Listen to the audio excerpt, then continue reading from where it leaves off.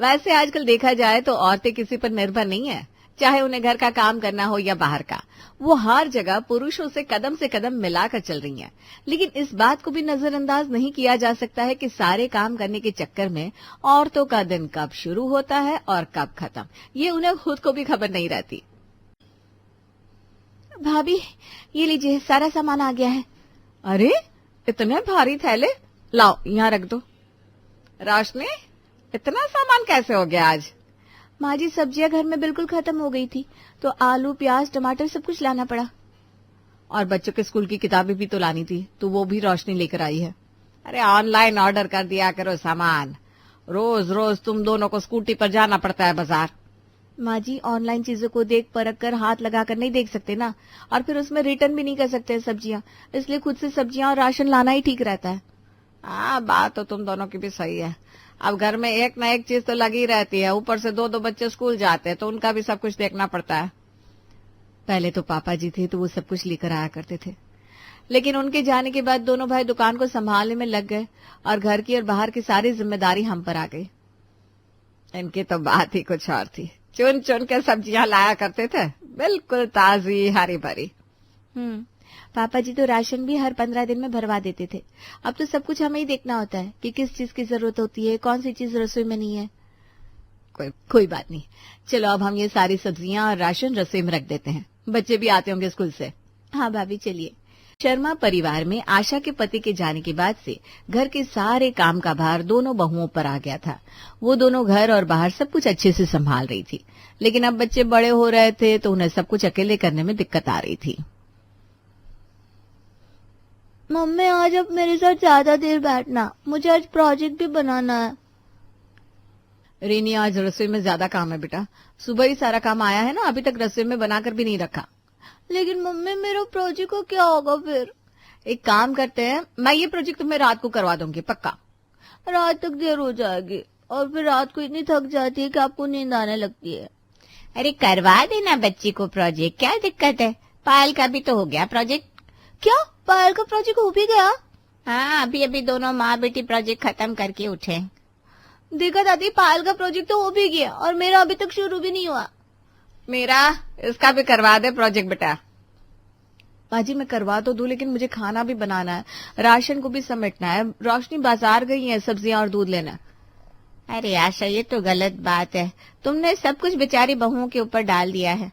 हमारे घर में देखो, सब्जियां, दूध, पनीर, जो भी बाहर का काम होता है, मैंने अपने बेटों से कह दिया है कि ऑफिस से लौटते वक्त लेते आया करे। तभी पायल की मम्मी उसे अच्छे से पढ़ा पाती है और मेरा हमेशा कुछ न कुछ छूट जाता है। दादी, बेचारी बहुएं क्या क्या करेंगी अकेली, हम वैसी सास नहीं है जो अपनी बहुओं पर अत्याचार करे। अरे नहीं नहीं जानकी, मैं वैसी सास नहीं हूँ, तू सही कह रही है। अरे नहीं नहीं जानकी, मैं भी वैसी सास नहीं हूँ, तू सही कह रही है। मैं आज ही दीपक और मोहित से बात करती हूँ, वो भी बहुओं का आधा आधा काम बांट ले। ये हुई ना बात। अपनी पड़ोसन जानकी की बात सुनकर आशा को भी लगा कि उसकी बहुओं के पास कुछ ज्यादा ही काम का भार हो गया है, इसलिए आज खाने के वक्त उसने बेटों से इस बारे में बात की।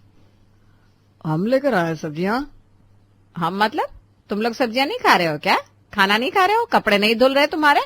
अगर ऑफिस से आते वक्त तुम 2-4 चीजें लेकर आओगे तो क्या हो जाएगा? लेकिन अभी तक तो सब ठीक चल रहा था ना। क्योंकि बहुएं कुछ कहती नहीं है, उनके पास बच्चों को पढ़ाने के लिए समय ही नहीं बचता, खुद के लिए समय नहीं निकाल पाती।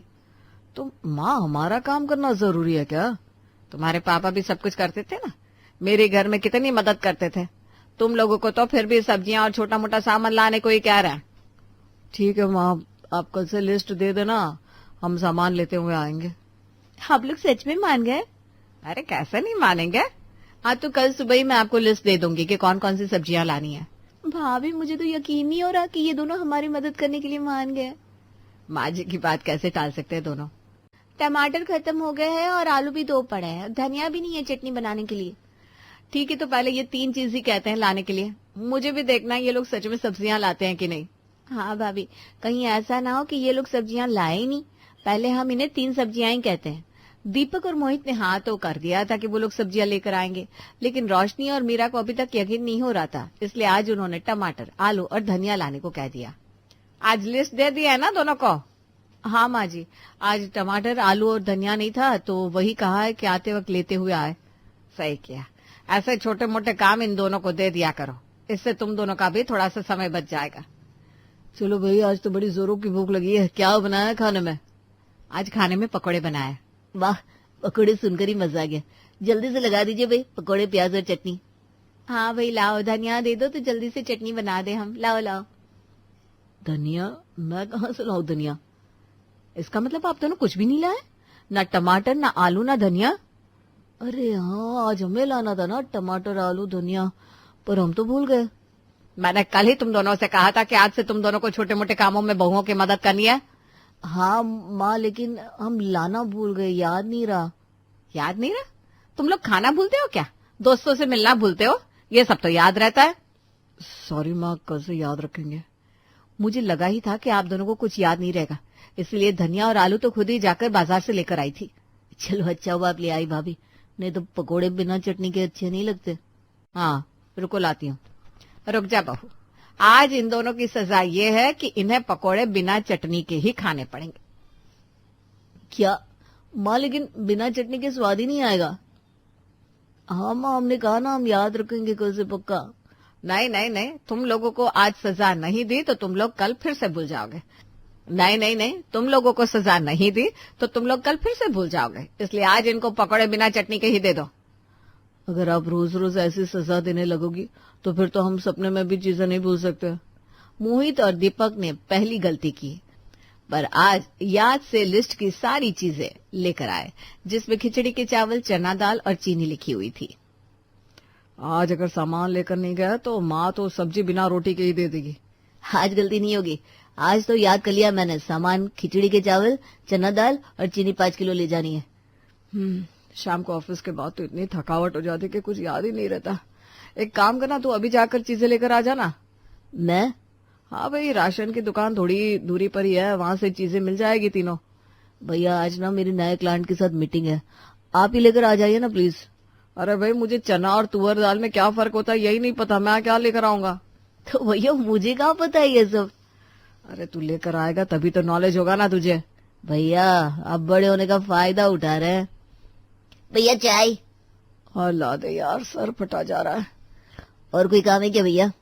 अरे सुन छोटू, तू अभी फ्री है ना? हाँ फ्री तो हूँ, बताइए क्या करना है? आपके लिए कॉफी ला दूं भैया? नहीं नहीं, कॉफी नहीं चाहिए मुझे, बस ये 3 चीजें लेकर आना राशन से। वाह, काम चोर हो तो तेरे जैसा। जुगाड़े भैया, सामान भी आ जाएगा और हमें कहीं जाना भी नहीं पड़ेगा। दीपक और मोहित ने ऑफिस में बैठे बैठे अपना काम छोटू से करवा लिया। छोटू सामान लेकर आता है और मोहित भी उसे पैसे देता है, और शाम को सामान का थैला सीधा रसोई में पहुंच जाता है। देखा माँ, आज हमने कोई गलती नहीं की है।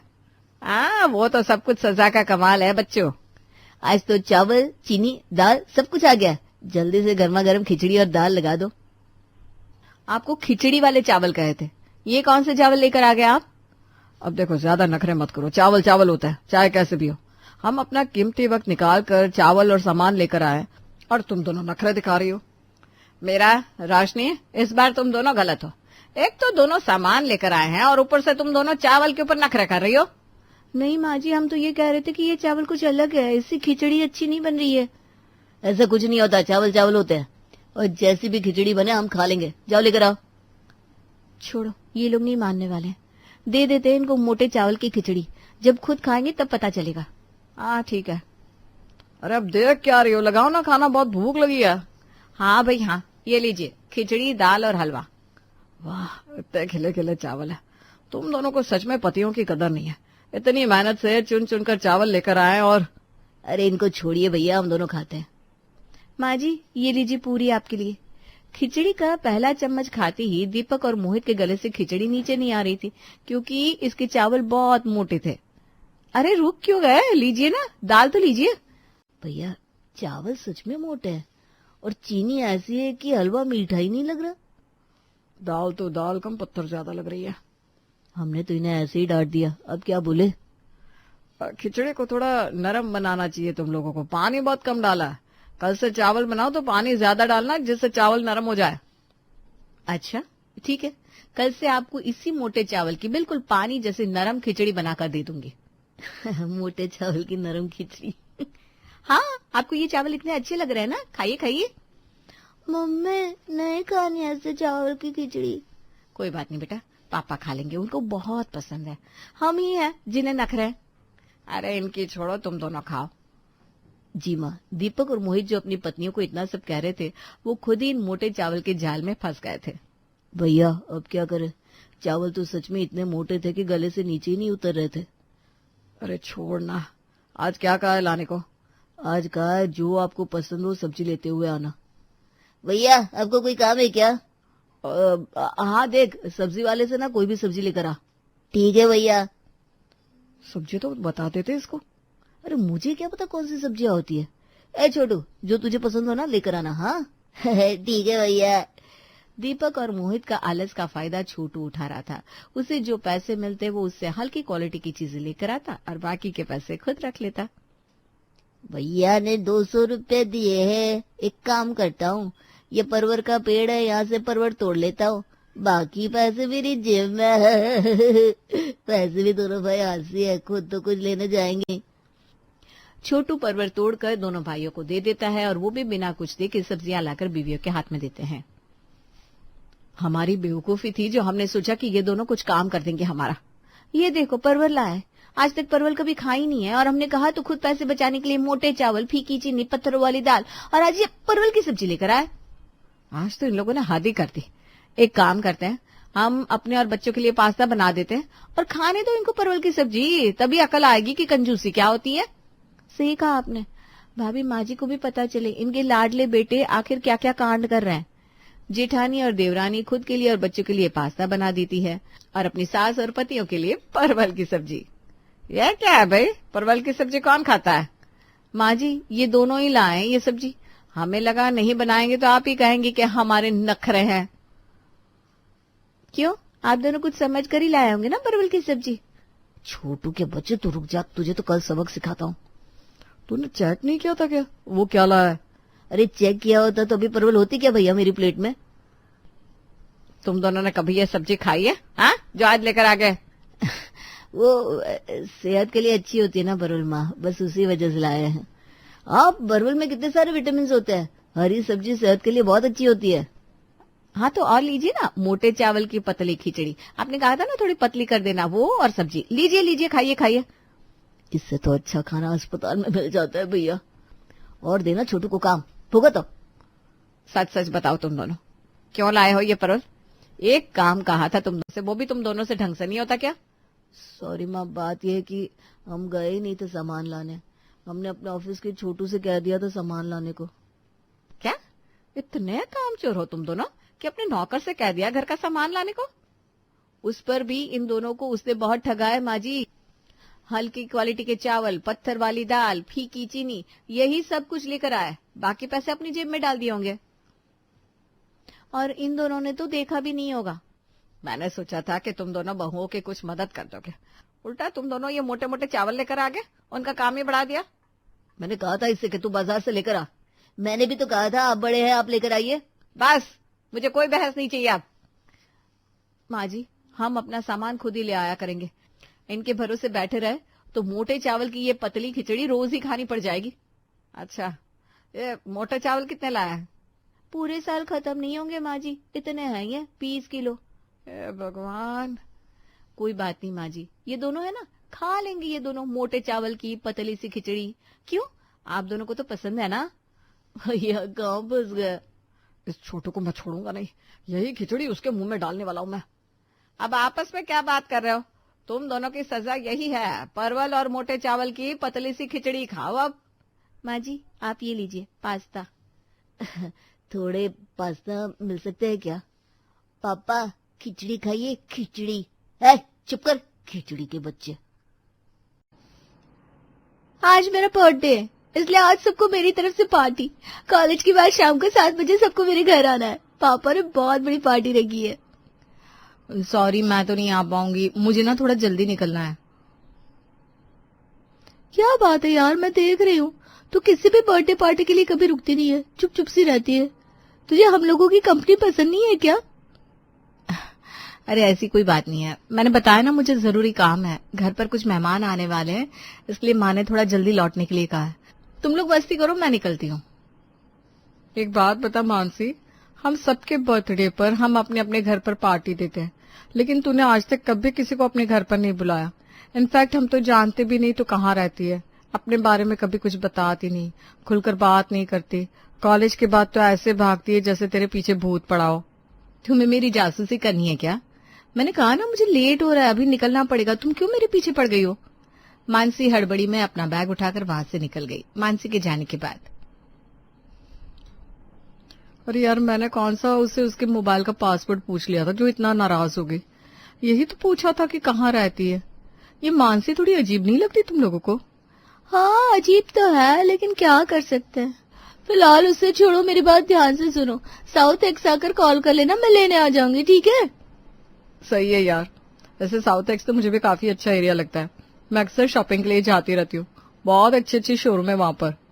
ठीक है, फिर पहुंचकर बताना, शाम को मिलते हैं। सभी सहेलियां अपने अपने घरों के लिए निकल गई थी और इधर मानसी ऑटो में बैठी हुई मन ही मन उधेड़-बुन में लगी थी। क्या करूं, बचपन से ही इस पुरानी दिल्ली और लाल किले के नाम से मुझे चिढ़ है। कैसे बताऊं इन लोगों को कि मैं कहाँ की रहने वाली हूँ? जिस दिन इन लोगों को पता चल गया कि मैं पुरानी दिल्ली की रहने वाली हूँ, उसी दिन ये लोग मुझे अलग नजरों से देखने लगेंगे। कहाँ ये साउथ दिल्ली की हाई फाई लड़कियां और कहाँ हमारा छोटा सा पतली गलियों वाला पुरानी दिल्ली का इलाका। कोई कंपैरिजन ही नहीं है आपस में। मैं नहीं चाहती कि ये लोग मुझसे दोस्ती करने से पहले 1000 बार सोचे। कोई बात नहीं, ज्यादा से ज्यादा क्या हो जाएगा, ये लोग मुझे नक चढ़ी घमंडी लड़की समझेंगे, यही ना? कोई बात नहीं, मुझे मंजूर है। मानसी 21 साल की खूबसूरत और होनहार लड़की थी। अच्छे नंबरों से पास होने पर उसकी प्रतिभा के दम पर उसे दिल्ली के बड़े कॉलेज में एडमिशन मिल गया था। मानसी ने भी इस मौके का भरपूर फायदा उठाया था और जान लगाकर मेहनत कर रही थी। लेकिन बस ये पुरानी दिल्ली वाली हीन भावना उसका पीछा नहीं छोड़ रही थी कॉलेज में। अरे यार तू एक बात बता, ये ड्रेस कहाँ से लेती है? तेरी ड्रेस के आगे तो मेरा डिजाइनर ड्रेस भी फेल है। अगर किसी नए डिजाइनर का है तो मुझे बताना कहाँ से लिया है, मैं भी ले लूंगी कुछ। ये तो बस ऐसे ही, ज्यादा खास नहीं, बस मासी ने गिफ्ट किया था, मुझे पता नहीं कहाँ से खरीदा।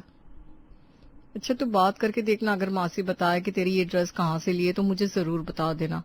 पिंकी के जाने के बाद, अब तुझे क्या बताऊं कि ये ड्रेस मैंने किसी डिजाइनर से नहीं खरीदा बल्कि पुरानी दिल्ली की लोकल मार्केट से खरीदा है। अगर इन्हें ये बात पता चली तो इनका मेरी तरफ देखने का तरीका ही बदल जाएगा। वैसे भी ये हाई फाई लोग हमारे जैसे लाल किले वालों को तो अपने आगे कुछ समझती ही नहीं है। धीरे धीरे समय बीत रहा था। मानसी की ग्रेजुएशन खत्म होने को आई थी, लेकिन मानसी के मन में ये पुरानी दिल्ली के लिए बना कॉम्प्लेक्स बढ़ता ही जा रहा था। लेकिन आखिर ये सब शुरू कैसे हुआ, आप भी तो जानना चाहेंगे ना। कुछ साल पहले मानसी ने एक डांस क्लास में एडमिशन लिया था, जहां उसे दिल्ली के अलग अलग हिस्सों से आने वाले लड़के लड़कियां मिले। बहुत बढ़िया मानसी, तुम एक बहुत अच्छी डांसर हो। बहुत जल्दी तुमने सब कुछ बहुत अच्छे से सीख लिया है। तुम बस ऐसे ही प्रैक्टिस करती रहो। इस साल हमारी क्लास को रिप्रेजेंट करने के लिए मैं तुम्हें ही रेकमेंड करूंगा। अरे सर, पैरों की जूती को सर पर बिठा रहे हैं आप? आपको पता भी है ये मानसी कहाँ से है? इतने सालों से इस क्लास में प्रैक्टिस करने वाले स्टूडेंट को पीछे करके अचानक से इस मानसी को आगे कर दिया आपने। एक बार सोचा तो होता किसके साथ हमारा कंपैरिजन कर रहे हैं। कहाँ हम लोग और कहाँ ये लाल किले वाली मानसी। लाल किले के आसपास का इलाका कैसा है ये तो पता ही होगा आपको। पतली गलियों वाला गंदा मोहल्ला है इसका। आपने भी पता नहीं क्यों ये गंदगी अपनी क्लास में बुला ली। ये कैसी बेहूदी बातें कर रहे हो तुम लोग? ये डांस क्लास है, यहाँ पर तुम लोगों के फाइनेंशियल स्टेटस नहीं, तुम्हारे स्किल के ऊपर डिस्कस करने के लिए जमा होते हैं हम लोग। जिसके अंदर टैलेंट होगा वही आगे जाएगा। इस बात से मुझे कोई मतलब नहीं कि वो लाल किले से आती है या फिर जंतर मंतर से। मेरे लिए सब बराबर है। डांस टीचर ने तो अपनी तरफ से बच्चों को समझाने की पूरी कोशिश की थी, लेकिन साउथ दिल्ली के बच्चों का पूरी क्लास के सामने मानसी का इस तरह से मजाक उड़ाना उसे अंदर तक हिला गया था। इस घटना के बाद मानसी के मन में एक गहरा डर बैठ गया था। कोचिंग में आते जाते बाकी के बच्चे अब मानसी को ताने मारने लगे थे, जिन्हें सुनकर वो काफी परेशान रहने लगी थी। जब ये सब उसकी बर्दाश्त से बाहर हो गया तो उसने डांस क्लास जाना बंद कर दिया और तब से ही वो किसी से भी दोस्ती करने और अपने बारे में खुलकर कुछ भी बताने में हिचकिचाने लगी। आज के दिन, मानसी बेटा, बहुत हो गई तेरी पढ़ाई। तेरे लिए एक बहुत अच्छा रिश्ता आया है। मैं तो कहती हूँ इस रिश्ते के लिए हाँ बोल देते हैं। माँ, मुझे कोई शादी वादी नहीं करनी। आपको पता है ना मेरे सपने अलग है। मैं आप लोगों के लिए कुछ करना चाहती हूँ। अरे बेटा ठीक है ना, तू जो भी करना चाहती है वो शादी के बाद भी कर सकती है। और हम भी कोई जल्दबाजी में शादी नहीं करेंगे। अच्छी तरह से सोच समझ कर ही रिश्ता पक्का करेंगे। अच्छा ये बताओ माँ, लड़का कहाँ का रहने वाला है? उसके बाद सोचूंगी शादी करनी है कि नहीं। बेटा लड़का तो इतना अच्छा है कि अगर यहाँ रिश्ता हो गया तो तेरी किस्मत ही खुल जाएगी। तेरे पापा के मित्र है ना, उनकी तरफ से ये रिश्ता आया है। बता रहे थे लड़के वाले साउथ दिल्ली के पोश इलाके में रहने वाले हैं, पढ़े लिखे सभ्य लोग हैं। तेरा रिश्ता वहाँ होगा ना तो बहुत खुश रहेगी तू। कमाल करती हो माँ, अगर आपको रिश्ता करना भी है ना तो अपने बराबरी का लड़का ढूंढो। कहाँ हम और कहाँ वो साउथ दिल्ली वाले। मुझे ऐसे बेमेल शादी नहीं करनी। अरे बेटा इसमें बेमेल जैसा क्या है, और साउथ और ईस्ट दिल्ली से क्या होता है? उन्हें शादी तुझसे करनी कि तेरे मकान से करनी है? इंसान के गुण जरूरी होते हैं, और मेरी बेटी कितनी गुणी है ये बात दूर दूर तक लोग जानते हैं। इतने बड़े कॉलेज से पढ़ाई की है तूने, दिखने में खूबसूरत है। अरे कोई मूर्ख ही होगा ना जो तुझसे शादी करने से इनकार कर देगा। माँ ख्याली पुलाव पकाना बंद करो। आपके हिसाब से दुनिया नहीं चलती है। घर से बाहर निकलो तो तुम्हें पता चले कि बेशक हम लोग भी दिल्ली में ही रहते हैं, पापा का बिजनेस भी अच्छा है, अच्छा कमा लेते हैं, लेकिन हमारे और उनके जीवन स्तर में जमीन आसमान का अंतर है। और मैं नहीं चाहती कि मैं सारी जिंदगी खुद को छोटा समझने में ही गुजार दूं। बेटा मैंने कहा ना, लड़के वालों को इस बात से कोई फर्क नहीं पड़ता कि हम लोग कहाँ रहते हैं, उन्हें सिर्फ अच्छी लड़की चाहिए। तू पता नहीं क्या क्या सोच ले रही है। अच्छा चलिए एक काम करते, तेरी शादी ना हम लोग यहाँ से नहीं करेंगे, एक अच्छा सा मैरिज हॉल बुक करके वहाँ से करेंगे। उनके बाकी रिश्तेदारों को तो पता भी नहीं चलेगा कि तू पुरानी दिल्ली की है। अब तो ठीक है ना? तुझे दिक्कत है इन पतली गलियों से तो ठीक है, गलियों तक रिश्ते वाले आएंगे नहीं। अभी तो ठीक है। देखो माँ, मैं तो यही चाहती हूँ कि मेरा रिश्ता यहाँ पर ना हो, लेकिन आपकी जिद के आगे अब मैं कुछ कह भी नहीं सकती। ठीक है, तो लड़के वालों के सामने मैं ये शर्त रख दूंगी कि वो किसी को भी ये बात जाहिर ना होने दे कि हमारा घर लाल किले के पास है। उन्हें मेरी शर्त मंजूर होगी तभी शादी करूंगी, साफ साफ बता रही हूँ मैं। बेटी की जिद के आगे आखिर में मानसी की माँ उसकी बात मानने को तैयार हो जाती है। अगले रविवार को लड़के वाले मानसी को देखने के लिए आते हैं। बहन जी, बेटी तो आपकी बहुत प्यारी है। हमें तो ये जानकर बड़ी खुशी हुई कि डांस करना भी जानती है, पढ़ाई लिखाई में भी इतनी अच्छी है, और ये घर में जो पेंटिंग लगी है वो भी इसने खुद बनाई है। भाई मानना पड़ेगा, आपकी बेटी लाखों में एक है। अगर आप लोगों को बुरा न लगे तो क्या मैं कुछ कह सकती हूँ? हाँ बोलो ना मानसी, अगर मैं तुम्हें पसंद नहीं हूँ तो ना भी खुलकर बताओ। मैं नहीं चाहता कि तुम किसी तरह के दबाव में आकर ये शादी करो। नहीं, वो बात नहीं है जो आप समझ रहे हैं। मुझे इस रिश्ते से कोई एतराज नहीं है। मैं बस ये चाहती हूँ कि आप अपने रिश्तेदारों में किसी को ये ना बताएं कि मैं लाल किले के रहने वाली हूँ। ये कैसी बात करी है तुम? आखिर ऐसा भी क्या है कि ये बात हमें छिपानी पड़े? कोई खास वजह है क्या? बस ये मेरी छोटी सी शर्त है, आप लोग मान लेंगे तो मुझे खुशी होगी। देखिए आप लोग इतनी बड़ी पॉश कॉलोनी में रहते हैं, आपके रिश्तेदार भी आपकी तरह ही अमीर होंगे। हमारा घर देखकर आपको समझ में आ ही गया होगा कि हम मिडिल क्लास लोग हैं। मैं नहीं चाहती कि शादी के बाद कोई मेरे माता पिता को अपमानित करे, इसीलिए आप लोगों से विनती कर रही हूँ, यदि मेरा रिश्ता देव के साथ होता है तो आप लोग ये बात किसी के सामने जाहिर ना करें कि मैं पुरानी दिल्ली की रहने वाली हूँ। मेरे मायके का मान सम्मान बना रहे, ये बात मेरे लिए बहुत जरूरी है। अरे बेटा, लेकिन ऐसी बातें तुम्हारे मन में आई ही क्यों? क्या हमारी किसी बात से तुम्हें ठेस पहुंची है? हम ये गरीब ऊंच नीच में नहीं मानते, और तुम्हारे पापा तो कोई गरीब है भी नहीं, अपना बिजनेस है उनका, ठीक ठाक पैसे कमाते हैं, तुम्हारी अच्छी परवरिश की है, फिर ऐसे विचार तुम्हारे मन में क्यों आ रहे हैं? मैं मानती हूँ कि पापा का बिजनेस अच्छा चल रहा है, हमारे घर में किसी चीज की कोई कमी नहीं है, लेकिन समाज इसी आधार पर इंसान को जज करता है कि वो कहाँ का रहने वाला है, किस एरिया से आता है। मानसी के मन में हीन भावना भरी हुई है, हमें उसके मन से ये भावना निकालनी होगी। अभी आप हाँ बोल दीजिए, बाद में देखते हैं क्या करना है। मानसी के ससुराल वाले मानसी की शर्त मानने के लिए तैयार हो गए थे, इसलिए जल्द ही दोनों का रिश्ता हो जाता है और फिर शादी करके मानसी अपने ससुराल पहुंच जाती है। शादी के कुछ दिन तो बहुत अच्छे से बीत गए। शादी के 1 महीने बाद घर में सत्यनारायण भगवान की कथा का आयोजन होता है, जिसमें सारे रिश्तेदार भी जमा होते हैं।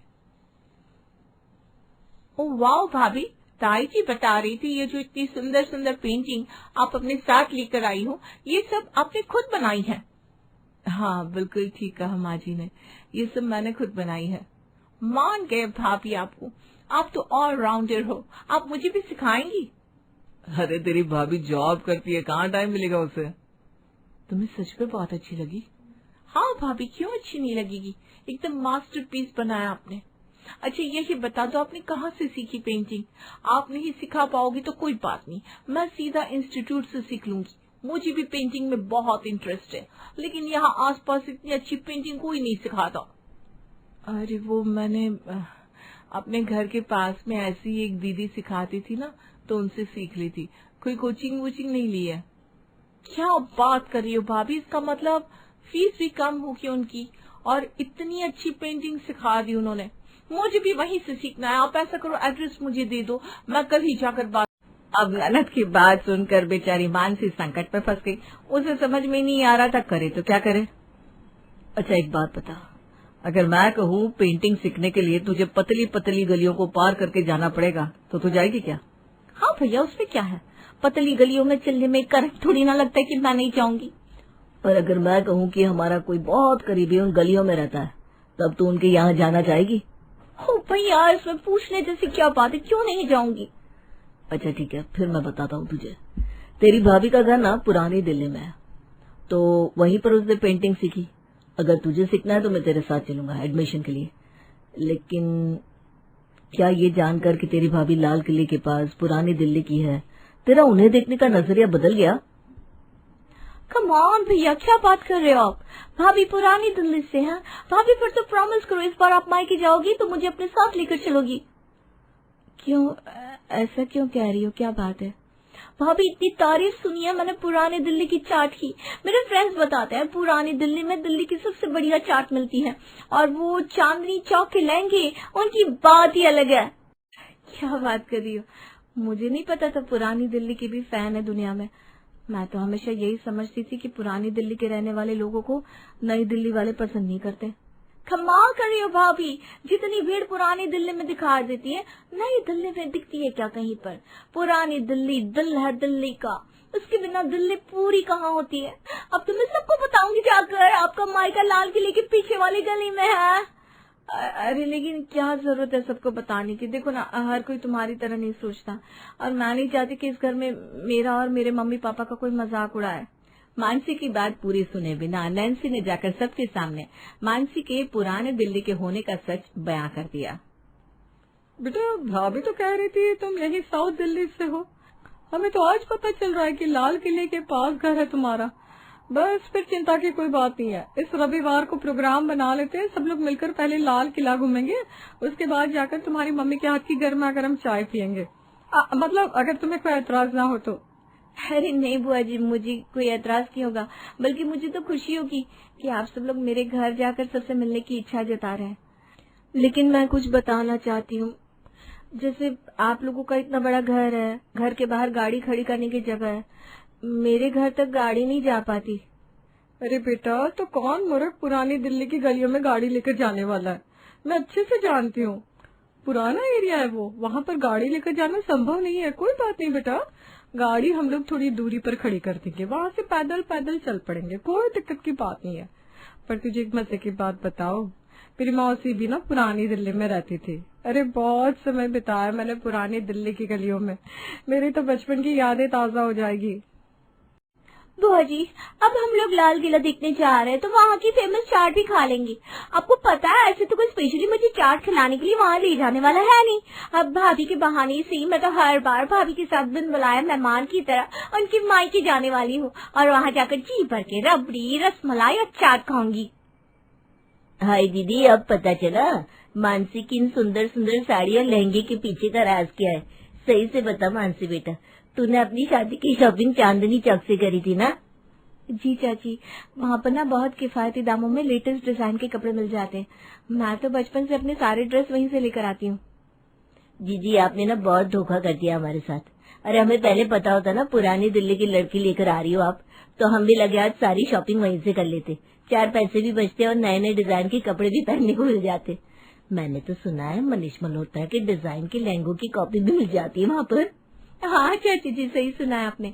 लेकिन बाजार ना बहुत घना और कंजेस्टेड है, तो अगर आपको दुकानों के बारे में पता नहीं होगा तो आप वहाँ जाकर परेशान हो जाओगी। अरे बेटा, यही सोचकर तो शॉपिंग करने नहीं गए हम वहाँ पर। लेकिन अब तो मिल गई है ना, तुझे तो हर चीज के बारे में जानकारी होगी, किस दुकान पर क्या बढ़िया मिलता है। तो बस अब तय रहा, नैन्सी की शादी की शॉपिंग तो हमें वहीं से करवाएगी। अच्छा ठीक है चाची जी, वादा रहा। नैन्सी अपनी शादी में सबसे लेटेस्ट लहंगा पहनेगी अपने कमरे में आने के बाद। देव, आज सालों बाद मैंने अपने मम्मी पापा के अलावा किसी और से इतना खुलकर बातें की है। स्कूल, कॉलेज, ऑफिस, कहीं पर भी मैं लोगों से ज्यादा दोस्ती नहीं करती, क्योंकि मुझे हमेशा यही डर सताता रहता था कि कहीं सबको पता चला कि मैं लाल किले के पास रहती हूँ तो उनका मुझे देखने का नजरिया बदल जाएगा। मैंने अभी तक की अपनी सारी जिंदगी बहुत ही अकेलेपन में काटी है, लेकिन तुमसे शादी करके मेरा अकेलापन दूर हो गया है। देव के प्रयासों से सालों से मानसी के मन में बैठी हीन भावना छूमंतर हो गई। क्या हो गया दीदी, आप तो मिश्रान के यहाँ गई थी ना, फिर ये चेहरे पर डेढ़ क्यों बजा हुआ है आपके? गई तो थी, लेकिन तू जानती है ना कैसी वो। हाँ, अच्छी से जानती हूँ। वही तो, मैं गई तो मेरे जाते ही घर दिखाते हुए कहने लगी, देखो ये गुलदस्ता इटली से मंगाया है, देखो ये झूमर जापान का है। अरे तो उनकी बातों पर इतना क्या ध्यान देना। कल मुझे बाजार में भी मिली थी, अपनी साड़ी दिखाने लगी। हाँ फिर क्या होना था, कह रही थी बनारस से मंगवाई है, लेकिन वो साड़ी पर से ना टैग निकालना भूल गई थी और मैंने देख लिया। अरे वाह, फिर क्या हुआ? फिर क्या, मैंने भी सबके सामने पूछ लिया, बनारस के चंदू की दुकान में आ गया है। और फिर इतना सा मुंह लेकर चली गई। अच्छा, तो इसीलिए आज सुबह मंदिर में मुझसे कह रही थी, तुम्हारे छोटी बहू दीपांशी की जबान बहुत तेज है भाई। वो सब छोड़िए ना माँ जी, मैं क्या कह रही हूँ कि हमारा घर कितना पुराना लगता है, अब हमें भी कुछ करवा लेना चाहिए। कहाँ बहू, अभी पिछले साल ही तो पेंट करवाया है, सब ठीक तो लग रहा है। माँ जी, दीदी सही कह रही है, पुताई तो हर साल हम करवाते हैं, अब जरूरत है रेनोवेशन की। अरे नहीं बहू, क्यों फालतू पैसा बर्बाद करना, जो है सही है। ठीक है माँ जी, जैसा आप कहें। सुजाता और दीपांशी अपने काम में लग जाते हैं, तभी दीपांशी का भाई उनके घर आता है। दीदी, ओ दीदी, कहाँ हो तुम? अरे ये तो कार्तिक की आवाज है।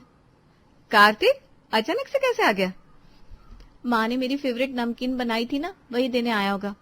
दीपांशी और सुजाता बाहर आती है और दीपांशी को देखकर कार्तिक उनके पास आने लगता है। तभी छत का प्लास्टर कार्तिक के सिर पर गिर जाता है। ओ माँ, ये पत्थर किसने मारा मुझे? अरे कार्तिक, तुम ठीक हो ना? ये प्लास्टर कैसे गिर गया? गिरेगा ही। मैं जब लास्ट टाइम आया था तब भी कहा था जीजाजी से कि छत कमजोर हो रही है आपकी। दीपांशी, तुम अपने भाई को बिठाओ, मैं फर्स्ट एड बॉक्स लेकर आती हूँ। आज तो अच्छा स्वागत हो गया मेरा। अरे कार्तिक, कहाँ से मार खा कर आ रहे हो भाई? ये आजकल के लड़के भी हवा में उड़ते हैं, जरा जरा सी बात पर लड़ाई झगड़ा कर लेते हैं। पापा जी, कार्तिक कहीं से लड़कर नहीं आया है। तो फिर कहाँ ये सर फोड़ लिया इसने? हमारे घर में। हमारे घर में? यहाँ किससे झगड़ा हुआ इसका? तुम्हारी सास को कितनी बार समझाया है कि बहुओं के मायके वालों के सामने प्यार से रहे, लेकिन नहीं, उसे तो।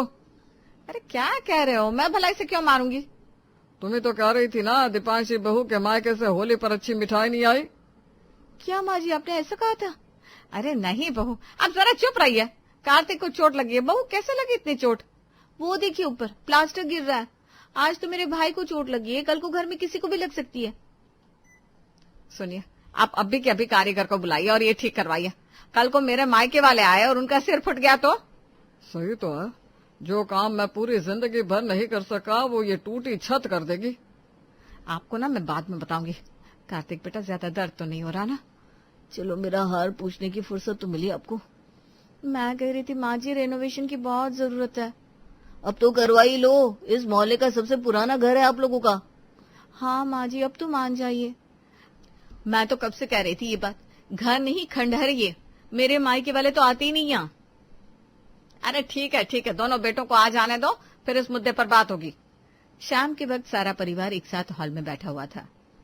आकाश, राजेश, दीपांशी और सुजाता बहू का कहना है कि अब घर का रेनोवेशन होना चाहिए। तुम दोनों का क्या ख्याल है इस पर? माँ, रहना तो हमें इसी घर में है, तो अच्छे से ही रहेंगे ना। मुझे तो कोई प्रॉब्लम नहीं है, बाकी भैया से पूछ लो। तू बता राजेश, करवा ले क्या आप घर में काम? हाँ माँ, पिछली बार आकाश की शादी में करवाया था, बहुत साल हो गए अब तो। आपको कुछ बोलना है क्या? अब मैं क्या बोलूं, जब सब बच्चे यही चाहते हैं तो करवा लो रेनोवेशन, और क्या। सभी लोग घर में रेनोवेशन की बात पर राजी हो जाते हैं। सुनिए ना आकाश जी, मैं क्या कह रही हूँ, इस बार अपने कमरे के बाहर एक बालकनी बनवा लेते हैं और मैं ना उसपे झूला लगाऊंगी। कैसा प्लान है? अरे अभी मुझे बहुत नींद आ रही है, सो जाओ, सुबह में बात करेंगे इस पर। नहीं नहीं नहीं, कल से काम शुरू हो जाएगा, अभी सब डिसाइड करना पड़ेगा। आप उठिए ना। अरे यार, उठ गया, बताओ क्या है? मुझे ना दीदी के कमरे से अच्छा कमरा चाहिए। वो भी कुछ न कुछ तो सोच ही रही होंगी ना। तो तुम भी सोच लो ना, कौन रोक रहा है? अरे ये हमारा कमरा है आकाश जी, इसे तो सबसे अच्छा होना चाहिए। दीपांशी जी, मैं तो ऑफिस में रहता हूँ आधे से ज्यादा टाइम।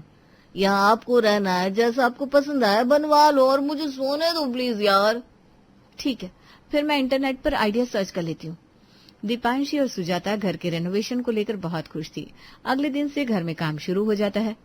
माँ जी देखिए, इस जगह ये वाला झूमर अच्छा लगेगा। हाँ माँ जी, और ये देखिए बालकनी में ना ये वाला झूला अच्छा लगेगा। अरे तुम लोग इतना खर्चा किस बात पर कर रही हो? बात तो बस दीवार और छत ठीक करने की हुई है ना। नहीं नहीं माँ जी, हमने सोचा है कि अब जब इतना हो ही रहा है तो घर सुंदर भी तो लगना चाहिए ना। लेकिन बहू, इतना महंगा सामान लगवाने की क्या जरूरत है घर में? पापा जी ये तो कुछ नहीं है, इससे भी ब्रांडेड सामान लगता है लोगों के घर में। और वैसे भी हम कौन सा रोज रोज लगवाएंगे, एक बार लगा के फुर्सत। ठीक है भाई, जैसा तुम लोगों को सही लगे। अरे वाह, काम तो जोरों शोरों से चल रहा है। आज एक ही दिन में इतना काम हो गया? हाँ, बहुत तेजी से काम हो रहा है। आप देख लो, आपको कुछ अपनी पसंद का तो नहीं चाहिए ना, फिर बाद में बोलना मत। हाँ, आकाश जी ने तो मुझसे कह दिया जो मेरा मन है वो मैं करूँ। तो मैं क्या सकता हूँ बीच में भला? जैसा आपको अच्छा लगे धर्म पत्नी जी। क्या आप भी ना सबके सामने। अरे तुम लोगों का हंसी मजाक हो गया हो तो सो जा। दिन भर खट खट की आवाज से मेरा तो सिर दर्द हो गया है। तो सो जा। दिन भर खट खट की आवाज से मेरा तो सिर दर्द हो गया है। माँ जी मैं आपके लिए चाय बना देती हूँ। नहीं नहीं बहू, तू भी थक गई होगी, मैं तो बाम लगाकर सो जाऊंगी। धीमे धीमे घर का रेनोवेशन पूरा हो जाता है। अब घर की सुंदरता देखते ही बन रही थी। वाह दीदी, मुझे तो विश्वास नहीं हो रहा ये हमारा घर है, ऐसा लग रहा है मैं सपना देख रही हूँ। इस बात को सुनकर सुजाता अपनी देवरानी के बाल खींच देती है। ओए माँ, दीदी ये क्या कर रही हो? अब यकीन हुआ ना, ये सपना नहीं है, हमारा ही घर है। हाँ, हो गया यकीन। अब तो बस मिश्राइन और मोहल्ले वालों के चेहरे देखने बाकी हैं। हाँ, कल की पूजा में सब आएंगे, बहुत तैयारी भी करनी है। अगले दिन मोहल्ले के सभी लोग पूजा में आते हैं, लेकिन मिश्राइन नजर नहीं आ रही थी। अरे ये मिश्राइन दिखाई नहीं दे रही। दीदी मैं भी उनका इंतजार कर रही हूँ, पता नहीं क्यों नहीं आई। किसी और दिन बुला लेंगे उन्हें। हाँ दीदी, चलो बाकी मेहमानों को देखते हैं। दीपांशी और सुजाता कामों में लग जाते हैं। अगले दिन सभी की नींद शोर से खुलती है। अरे ये सरिये कौन पटक रहा है बाहर? अब मुझे क्या पता, मैं कौन सा भी बाहर गई थी। अरे यार देख कर तो आओ। दीपांशी अपने कमरे से बाहर आती है। दीदी ये सब किसने मंगवाया है, इतने बड़े बड़े लोहे के सरिये?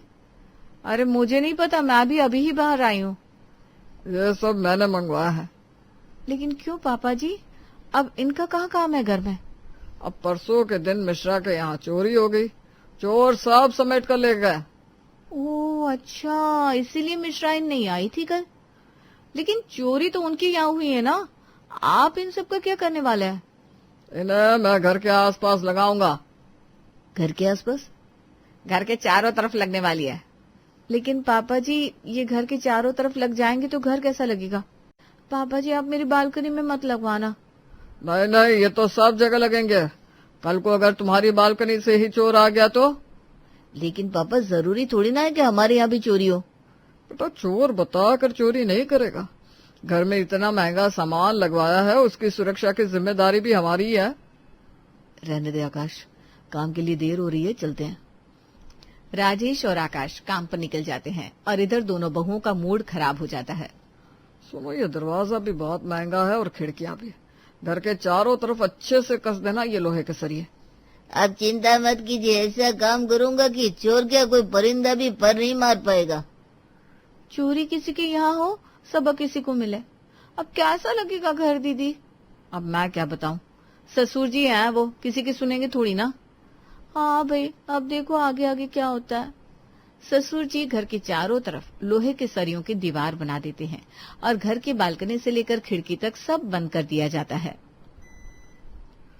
आओ आओ, सब लोग देख लो एक बार बाहर से, किसी को कोई दिक्कत तो नहीं है? सब लोग घर के बाहर आते हैं और देखते हैं। दीदी, ये घर अपना ही है ना? इस बार तो मुझे सपना लग रहा है, घर नहीं लोहे का पिंजरा लग रहा है। इस पर दीपांशी सुजाता के बाल खींच देती है। वैसे ही सर पर बाल बचे नहीं है और तू एक ही बाल खींच रही है। अब पता लगा ये सपना नहीं है। अरे हाँ, लग गया पता। वो देखो मिश्राइन अपनी छत पर खड़ी खड़ी कैसे हंस रही है। अब वो क्या, पूरा मोहल्ला हंसेगा हम पर। अच्छे खासे घर की शोभा बिगाड़ दी इस ससुर जी ने। ये कौन सी डिजाइन है तुम्हारे घर की? दिखने में बड़ी खूबसूरत लग रही है। हाँ, लेकिन हमसे ज्यादा जरूरत आपको है। आखिर आपके घर में विदेश से आया हुआ सामान है ना? सामान है भी या चोर सब ले गए आंटी जी? तुम दोनों को जरा भी अक्ल नहीं है, कैसे बात की जाती है। तुम्हारी सास को बोलूंगी मैं। मिश्राइन वहां से चली जाती है और सास घर से बाहर आकर कहती है, अब तुम दोनों यहीं खड़ी रहोगी या अंदर भी चलोगी? माँ जी, आपने कुछ कहा क्यों नहीं पापा जी से?